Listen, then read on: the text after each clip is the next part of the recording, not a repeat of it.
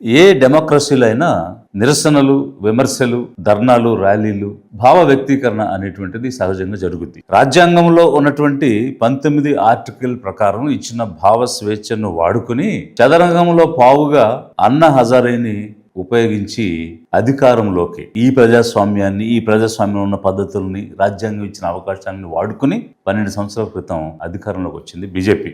అయితే గత 12 సంవత్సరాలుగా ఎవరైనా విమర్శించినా, నిరసించినా, ఎక్కడైనా ఫామ్ లాస్, వ్యవసాయానికి సంబంధించిన చట్టాల్లో తప్పుందన్నా, ఎన్ఆర్సీ తప్పుందన్నా, ఓటు చోరీ జరిగిందన్నా గొంతు విప్పి, గళం విప్పి మాట్లాడితే దేశద్రోహం కేసులు, ఏళ్ల తరబడి విచారణ లేనటువంటి జైల్లోనే ప్రాణాలు అసువులు బాయటం అనేటువంటిది చూసాం.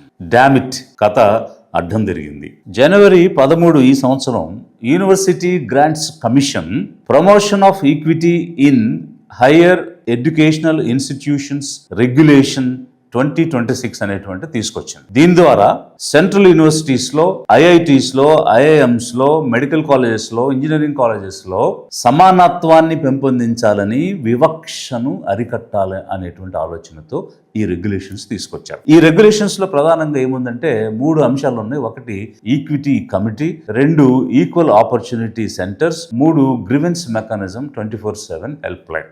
సమానత్వ కమిటీ ద్వారా దానిలో ఆ ఇన్స్టిట్యూషన్ హెడ్తో పాటు teaching staff, non teaching staff, civil society organisations నుంచి ప్రతినిధులు, వారితో పాటు 5 వల్నరబుల్ సెక్షన్స్ నుంచి, అంటే ఓబీసీల నుంచి, ఎస్సీ నుంచి, ఎస్టీ నుంచి, విమెన్ నుంచి, డిజబిలిటీస్తో ఉన్నటువంటి విద్యార్థుల నుంచి ప్రతినిధులు ఉంటారు. ఈ కమిటీ ఎప్పటికప్పుడు కనీసం సంవత్సరంలో 2 సార్లు మీట్ అయ్యి జరుగుతున్నటువంటి వివక్షకు సంబంధించినటువంటి అంశాల మీద ప్రత్యేకమైనటువంటి రిపోర్టింగ్ చేయడం, దానిని మానిటరింగ్ చేయడం, దానిని సమీక్షించడం అనేటువంటి జరుగుతుంది. రెండవది ఈక్వల్ ఆపర్చునిటీస్, సమాన అవకాశాల కేంద్రం అనేటువంటిది ఒకటి పెట్టి దాని ద్వారా కౌన్సిలింగ్, కోఆర్డినేషన్ చేస్తూ అకాడమిక్గా, ఫైనాన్షియల్గా, సోషల్గా ఆపర్చునిటీస్ని పెంచడం అనేటువంటిది కోఆర్డినేట్ చేయడం అనేటువంటిది రెండవది. మూడవది గ్రీవెన్స్ మెకానిజం 24/7 హెల్ప్ లైన్. దీని ద్వారా సమస్యల యొక్క తీవ్రత ఏమిటి అనేది తెలుసుకుంటూ 24/7 సర్వీస్ ఇస్తూ పోలీస్కి ఎస్కలేట్ చేయాలా, లేకపోతే యూనివర్సిటీ గ్రాంట్స్ కమిషన్ ఓంబడ్స్మెన్కి పంపించాలా అనేటువంటి రిపోర్ట్స్ చేయడం, ఇవన్నీ కూడా దీనిలో ఉన్నాయి. అయితే యూజీసీ 2 ప్రశ్నలు ఇక్కడ ఎదురవుతూ ఉన్నాయి. ఇప్పుడు ఎందుకు చేసింది, ఎందుకు ఇలా చేయాల్సి వచ్చింది అనేటువంటివి 2 విషయాలు మనం చూడాల్సిన అవసరం ఉంది. ఇక్కడ ఎందుకు చేయాల్సి వచ్చింది అనేటువంటిది మొదటి ప్రశ్న. దానికి సంబంధించి 2025 జనవరిలో సుప్రీం కోర్టు ఒక డైరెక్షన్ ఇచ్చింది. ఏమిటనంటే హైయర్ ఎడ్యుకేషనల్ ఇన్స్టిట్యూషన్స్ లో కాస్ట్ డిస్క్రిమినేషన్ అనేటువంటిది పెరిగిపోతుంది, ఈ కుల వివక్షను అరికట్టడానికి చర్యలు తీసుకోండి అని చెప్పేసి యూజీసీకి ఒక డైరెక్షన్ ఇచ్చింది. ఎందుకు సుప్రీం కోర్టు ఈ డైరెక్షన్ ఇవ్వాల్సి వచ్చింది? ఎందుకు ఇవ్వాల్సి వచ్చిందంటే 2016 జనవరి 17న హైదరాబాద్ సెంట్రల్ యూనివర్సిటీలో కాస్ట్ డిస్క్రిమినేషన్, అకాడమిక్ మార్జినలైజేషన్ వల్ల మనస్తాపానికి గురై రోహిత్ వేముల ఆత్మహత్య చేసుకోవడం జరిగింది. అది ఉవ్వెత్తున ఒక ఉద్యమం లేవడం మనం అందరం చూసాం. ఆ తర్వాత 2019 మే 22న doctor Payal Thadvi, PG medical student, ఒక షెడ్యూల్ ట్రైబ్ కి చెందినటువంటి గర్ల్ కాస్ట్ డిస్క్రిమినేషన్ తో సూసైడ్ చేసుకోవడం జరిగింది. అయితే ఈ రోహిత్ వేముల తల్లి, డాక్టర్ పాయల్ థాడ్వి తల్లిద్దరూ కలిసి 2019లో సుప్రీంకోర్టులో ఈ కాస్ట్ డిస్క్రిమినేషన్ ఉన్నత విద్యాలయాల్లో పెరిగిపోతుంది, ఈ వివక్షను అరికట్టండి, ఎంతో తెలివైనటువంటి విద్యార్థులు చనిపోతున్నారని తల్లులిద్దరూ సుప్రీంకోర్టులో ఒక పిటిషన్ వేస్తే 5 సంవత్సరాల తర్వాత జనవరి 2025లో ఈ ఆర్డర్స్ ఇవ్వడం, సంవత్సరం తర్వాత ఇప్పుడు యూజీసీ ఈ సమానత్వం అనేటువంటి గైడ్ లైన్స్ తీసుకురావడం జరిగింది. సో ఏం చెప్తుంది యూజీసీ అని అంటే, గత 5 సంవత్సరాలలో ఈ కుల వివక్ష అనేటువంటిది 118% పెరిగిపోయింది. 1100 పైనే కేసులు రిపోర్ట్ అయ్యాయి. అంటే రిపోర్ట్ కాని కేసులు ఇంకెన్ని ఉంటాయి? కనీసం 1100 కేసెస్ రిపోర్ట్ అయినంటే 5 రెట్లు కేసెస్ రిపోర్ట్ కాకుండా ఉంటాయి. ఎందుకంటే ఎందుకులే వదిలేద్దాం, ఏదో ఒక రోజు మారతారులే, ఈ ప్రతి విషయాన్ని మనం రిపోర్ట్ చేసి మనం ఏం సాధిస్తాం అనేటువంటి పర్టికులర్గా ఈ కాస్ట్ డిస్క్రిమినేషన్ విషయంలో వెనుకాడేటువంటి భయం అనేటువంటిది ఉండడం వల్ల అన్ని కేసులు రిపోర్ట్ కావు. So prohibition of discrimination based on religion, race, caste, sex, place of birth and disabilities అనేటువంటివి లేకుండా నిర్మూలించాలనేటువంటి ఉద్దేశంతో ఈ గైడ్ లైన్స్ తీసుకొచ్చాము అని యూజీసీ చెప్తూ ఉంది. అయితే ఇక్కడే ముసుగు తొలగిపోయింది, అసలు రంగు బయటపడింది, నిజ స్వరూపం తెలిసిపోయింది. అధిక జనులైన ఓబీసీ, ఎస్సీ, ఎస్టీ, మైనార్టీలారా శ్రద్ధగా గమనించండి, ధ్యానంతో గ్రహించండి. ఇన్నాళ్లుగా ఎలా దగా పడ్డాము, ఎలా దోచుకున్నారు, ఏ విధంగా వాడుకున్నారు, జ్ఞానోదయం పొందాల్సిన తరుణం ఆసన్నమైంది. ఈ 12 సంవత్సరాలు ప్రజాస్వామ్యాన్ని కాలరాసి రాజ్యాంగంకి ఏమాత్రం గౌరవం ఇవ్వకుండా రాజ్యాంగాన్ని మార్చేస్తాం, మాకు పూర్తి మెజారిటీ ఇవ్వండి అని తిరిగినటువంటి ఆర్ఎస్ఎస్, దాని అనుబంధ సంస్థలు, సంఘ పరివార్, బీజేపీ వీళ్ళంతా సడన్ గా డెమోక్రసీ గుర్తుకొచ్చింది, రాజ్యాంగం గుర్తుకొచ్చింది. అదే డెమోక్రసీని, అదే రాజ్యాంగాన్ని, 19 ఆర్టికల్ని వాడుకుని యూజీసీ గైడ్ లైన్స్ సమానత్వం గురించి మాట్లాడగానే హర్తాళ్లు, ధర్నాలు, ర్యాలీలు, స్ట్రైకులు ఢిల్లీ, ఉత్తరప్రదేశ్, రాజస్థాన్, ఎక్కడెక్కడైతే బీజేపీ పాలిస్తున్నటువంటి రాష్ట్రాల్లో ఉన్నాయో అక్కడ ఒక్కసారిగా పెళ్ళుబికినటువంటి ఉద్యమం దేశవ్యాప్తంగా వచ్చింది. ఇన్ని సంవత్సరాలు జనం గొంతు నొక్కేసి మీడియా అంతా ఏకమైపోయి మాట్లాడేటువంటి స్వేచ్ఛను కూడా హరించినటువంటి సమయంలో ఈ హర్తాళ్లు జరిగిన, స్ట్రైకులు జరిగిన, రోడ్ల మీదకి వచ్చి కాయస్థ మహాసభని, బ్రాహ్మణ మహాసభని, కర్ణి సేనాని, వైశ్య సంఘాలని అందరూ కలిసి సవర్ణ సమాజ్ కోఆర్డినేషన్ కమిటీ అనేటువంటి పేరుతో ఉద్యమాన్ని నిర్వహించి రోడ్డు మీదకి వస్తే కేసులు లేవు, బుల్డోజర్స్ లేవు, యాంటీ మోడీ కాదు, యాంటీ హిందూ కాదు, దేశద్రోహం కాదు, ఒకవైపు బాప్ కి గలత్ నికల్ గయా హై అని చెప్పేసి మోడీని చెప్పుతో కొడుతున్నా, దుర్భాషలాడుతున్నా, మా అగ్రవర్ణాల పవర్ ఏంటో చూపిస్తాం అని రక్తాలతో ఉత్తరాలు రాస్తున్నా, నో యాక్షన్ బట్ జస్టిస్. ఈ సవర్ణ సమాజం ఉద్యమంలో బీజేపీ నాయకులు చేరారు, ఆర్ఎస్ఎస్ సంఘ పరివార్ చేరారు, వారికి ఉన్నటువంటి పదవులకు రాజీనామా చేశారు, ఒక మ్యాజిస్ట్రేట్ తన పదవిని రాజీనామా చేశారు. ఇంతకీ వారికి చెప్పేది ఏమిటంటే ఈ ఓబీసీ, ఎస్సీ, ఎస్టీ, మైనారిటీలు, జెండర్, అలాగే డిజబిలిటీస్ సంబంధించి, అంటే విమెన్ సంబంధించి ఏదైనా వివక్ష జరిగితే వాళ్ళపై కేసులు పెట్టి న్యాయం అందించాలనేటువంటిది ఒకవైపు ఉంది. కానీ మా మీద తప్పుడు కేసులు పెడితే, మాకు అన్యాయం జరిగితే మా పరిస్థితి ఏమిటి అనేటువంటిది ఒక క్వశ్చన్. దీంతో పాటు వారు మాట్లాడేది ఏమిటంటే ఆర్టికల్ 14 ఈక్వాలిటీ అనేటువంటిది చెప్తుంది. Article 15 prohibition of discrimination basing on religion, race, caste, sex, place of birth and disability అనేటువంటిది చెప్తుంది. ఇవి రెండు కూడా సమానత్వాన్ని సూచిస్తూ ఉంటే రాజ్యాంగానికి విరుద్ధంగా, వివక్షపూరితంగా ఇది యూజీసీ తీసుకొచ్చినటువంటి చట్టం అని వారు చెప్తూ ఉన్నారు. అయితే ఇక్కడ I want to clear my stand also. ఏమిటంటే I believe in human rights and universalism. Liberation Congress Party మానవ హక్కులను విశ్వసిస్తుంది, అదేవిధంగా విశ్వవ్యాప్తంగా మనుషులందరూ కూడా సమానమే అని నమ్ముతుంది. ఇక్కడ ఈ సవర్ణులకు అన్యాయం జరిగితే, ఈ సవర్ణులపై తప్పుడు కేసులు పెడితే ఖచ్చితంగా విచారించాలి. తప్పుడు కేసు అయితే వారికి న్యాయం జరిగే విధంగా చర్యలు తీసుకోవాలి. ఇందులో రెండో మాట లేదు. కానీ కాన్స్టిట్యూషన్ ఏం చెప్పింది, యూనివర్సిటీస్ గ్రాంట్స్ కమిషన్ ఏం చెప్తుంది అని అంటే ఆర్టికల్ 14, 15లో 3, 4, 5 సబ్ క్లాజెస్ ఏం చెప్తున్నారంటే ప్రొహిబిషన్ ఆఫ్ డిస్క్రిమినేషన్ అనేది చెప్తూ, బట్ ప్రొటెక్టివ్ డిస్క్రిమినేషన్ అనేది, స్పెషల్ మెజర్స్ అనేటువంటిది ఎడ్యుకేషనల్లీ, సోషల్లీ బ్యాక్వర్డ్ క్లాసెస్ కోసం, షెడ్యూల్డ్ కాస్ట్ కోసం, షెడ్యూల్డ్ ట్రైబ్స్ కోసం, విమెన్ కోసం, డిజేబుల్డ్ పీపుల్ కోసం ప్రత్యేకమైన చర్యలు స్టేట్ తీసుకోవాలి, అంటే గవర్నమెంట్ తీసుకోవాలి. Nothing in this article prevents the state from making laws and taking actions అని స్పష్టంగా చెప్తున్నటువంటి పరిస్థితి ఉంది.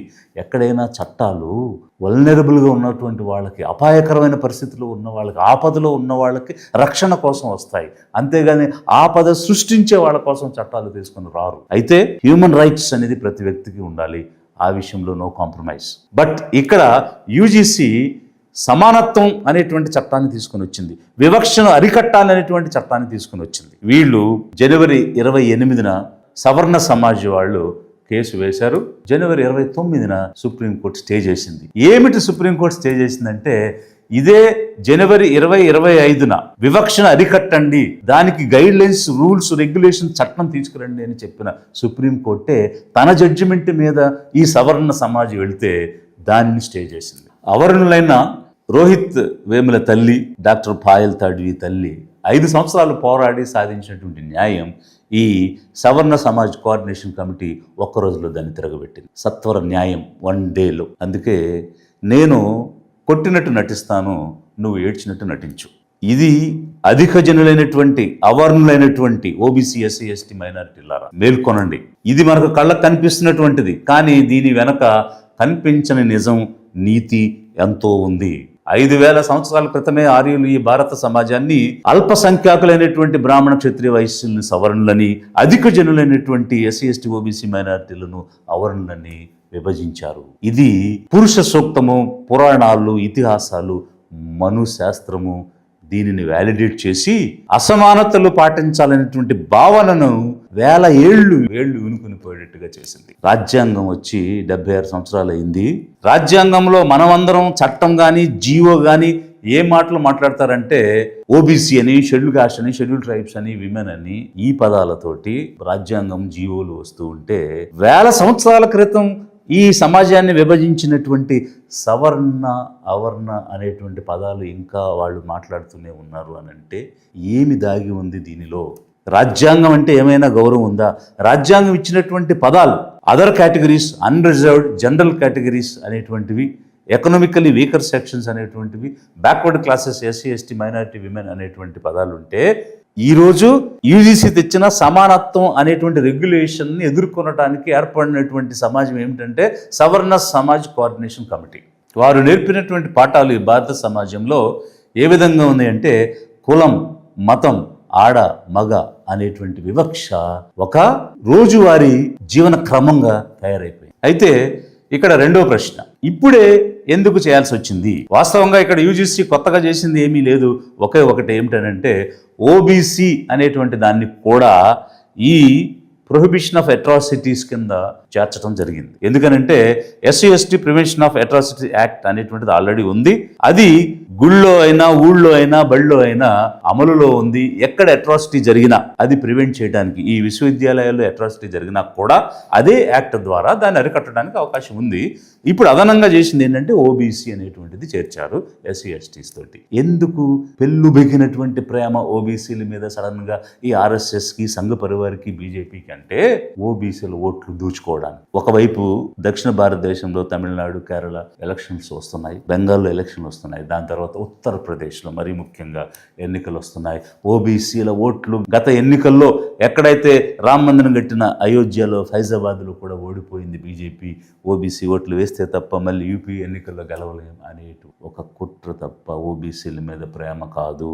ఈ ఆర్ఎస్ఎస్, సంఘ్ పరివార్ అనుబంధ సంస్థలన్నీ కూడా ఈ దశాబ్దాలుగా ఏం చెప్తూ వచ్చాయి? కులం లేదు, కుల వివక్ష లేదు, హిందువులంతా బంధువులం అని ఒకటే ప్రచారం చేస్తూ ఉదరగొడుతూ ఉంటే అమాయక అవర్ణ అధిక జనం అది నిజం అనుకున్నారు. కానీ ఈ సవర్ణ సమాజ్ ఏమనుకుంటుందంటే, ఈ నిచ్చెనలో మేము అత్యున్నత స్థానంలో ఉన్నాము, మేము ఎక్కువ, ఇది సహజం, అది దైవదత్తం, దైవ సంకల్పం, కర్మ ఫలితం, యుక్తము, న్యాయము, శ్రేయస్కరము అనేటువంటి భావనతో అసమానత అన్నది మా సిద్ధాంతం అని ఈ 100 సంవత్సరాలు ఆర్ఎస్ఎస్ పాటించినటువంటి నిజం. అయితే సడన్గా యూజీసీ ఏం చెప్పింది? గత 5 సంవత్సరాలుగా 118% కుల వివక్ష విశ్వవిద్యాలయాల్లో పెరిగిపోయింది, వేల కొలది కేసులు రిపోర్ట్ అవుతున్నాయి అని అంటే, మన సిద్ధాంతానికి వ్యతిరేకంగా వివక్ష ఉందని ఎలా ఒప్పుకుంటాము అని ఆర్ఎస్ఎస్ సవర్ణ సమాజ్ అనేటువంటి పేరుతో ఉద్యమానికి తెగబడింది. నిస్సిగ్గుగా రోడ్ల మీదకు వచ్చి ఉద్యమం చేసి ఒక్క రోజులో సత్వర న్యాయం పొందింది. సమానత్వం, నిర్మాణాత్మక వివక్ష ఇలాంటి పదాలు సంఘ పరివార్కి అర్థం కాని పరాయి భాష. అవి ఏ కమ్యూనిస్టులో, లిబరల్సో, సెంట్రలిస్టులో మాట్లాడుకునేటువంటి పదాలు. అలాంటిది సడన్గా మన ప్రభుత్వం ఏంటి సమానత్వం అనేటువంటి చట్టం తెచ్చింది అనేది ఆశ్చర్యానికి గురి చేసింది ఆర్ఎస్ఎస్ని. వ్యూహం ఏంటి అనేది అర్థం కాలేదు. పై వాళ్ళు ఏ వ్యూహంతో చేశారనేది కింద వాళ్ళకి అర్థం కాక రోడ్డు మీదకి వచ్చి తెగబడ్డారు. మోడీ చెప్పుతో కొట్టారు. మోసం జరిగిపోయిందని రోడ్ల మీదకి వచ్చి అరిచి గగ్గోలు పెట్టారు. కుల వివక్ష లేదు అనేది రాజకీయానికి అవసరం. కుల వివక్ష సాగించటం అనేది వారి సామాజిక శక్తికి అవసరం. రాష్ట్రీయ స్వయం సేవక్ సంఘ్ పరివార్కి సమానత్వం అనేది ఒక నినాదం, అసమానత అనేది వారి ఆత్మ. ఈ సంఘటన దాన్ని రుజువు చేస్తూ ఉన్నది. అధిక జనులైనటువంటి ఓబీసీ, ఎస్సీ, ఎస్టీ మైనారిటీలరా, ఇన్నాళ్లుగా మనం ఓట్లేసి మన ఉనికిని కోల్పోయి, వృద్ధిని కోల్పోయి, మనుగడ కోల్పోయి ఎవరిని గెలిపించామో ఆలోచించండి. బ్రైట్గా, వైబ్రెంట్గా, ఇంటెలిజెంట్గా ఉన్నటువంటి ఎంతమంది యూత్ ప్రాణాలు కోల్పోయారు ఆలోచించండి. మన ఓట్లు మన కోసం వేసుకుందామా? మన నాయకత్వానికి వేసుకుందామా? మనలో నుంచి వచ్చిన నాయకత్వం ఏర్పాటు చేసిన పార్టీకి వేసుకుందామా? ఆలోచించండి.